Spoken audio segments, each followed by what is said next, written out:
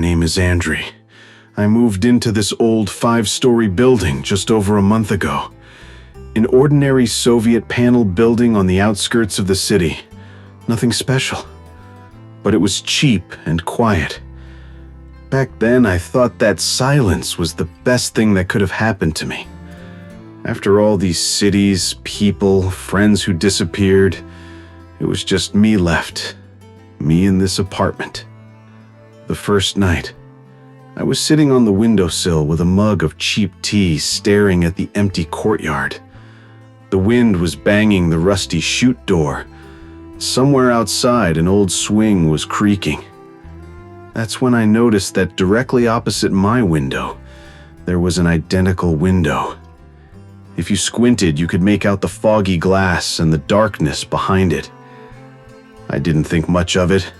Everyone has their own window. Someone's drinking tea opposite you, so what? A few days passed quietly. The place smelled of whitewash and dust. The floors creaked under my feet as if whispering, "You're not the first here." And then it started. I got up in the middle of the night for a glass of water and saw that in the window opposite, the light was on. A black silhouette. A person was standing right at the glass, staring at me. I stepped to the side, so did he.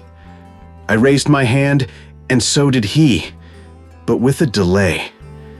Half a second, no more, but it felt like a tickle under my skin. I told myself, "Andriy, you're just tired. Go to sleep." But every night, I kept coming back to the window more and more. At first, just out of curiosity, then because I simply couldn't not look. Sometimes the figure would just stand there, slightly tilting its head. Sometimes it would mirror my movements exactly. But there were nights when it did things on its own. For example, it would wave at me, slowly, crookedly, as if the arm was moving through water. I've never waved like that. I started sleeping badly. I kept feeling like someone was breathing behind me while I lay there with my eyes closed. Once I dreamed that I woke up and the silhouette was already in my room. It was standing at the foot of my bed, its head tilted to the side, as if listening to me breathe. I woke up drenched in cold sweat, and outside the window, the light was on again. That night I couldn't take it anymore. I went outside into the yard. The rain was lashing my face, my hair stuck to my forehead, my jeans were soaked within a minute. I looked up. He was there, staring straight down at me. It seemed to me he was smiling, although his face was just a blurry smudge. I went into the stairwell of the opposite building. The staircase greeted me with the echo of my footsteps, the smell of old dampness and cat urine. On the 5th floor, I knew exactly where to go, directly opposite my window. The door was old, the number nearly worn off. I knocked with my fist. Silence. I pressed my ear to it. From behind the door, there came a scratchy sound, as if something was dragging itself across the floor. My heart was pounding in my throat. The door opened by itself. Inside, it smelled musty. Cold air brushed against my legs. I turned on my phone flashlight and saw my room. Exactly the same. The same battered nightstand by the window, the same gray mug on the windowsill. I stepped inside. The floor creaked and sagged beneath my feet.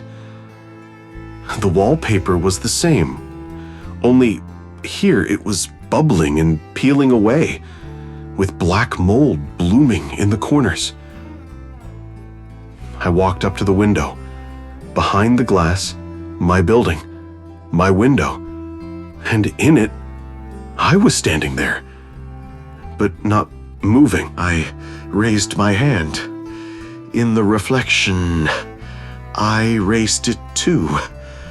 I tried to wiggle my fingers, and in the reflection, they twitched, but slowly, like a puppet. I felt sweat trickle down my back, even though the air was ice cold. Suddenly, something clicked behind me. I turned around. The empty room was silent, just a faint creak. Something or someone was moving slowly behind the old wardrobe. I looked back at the window and froze. Now, in the reflection, behind my shoulder, there was another silhouette. It was too close. I heard a whisper right next to my ear. "Don't look." Goosebumps shot up the back of my neck.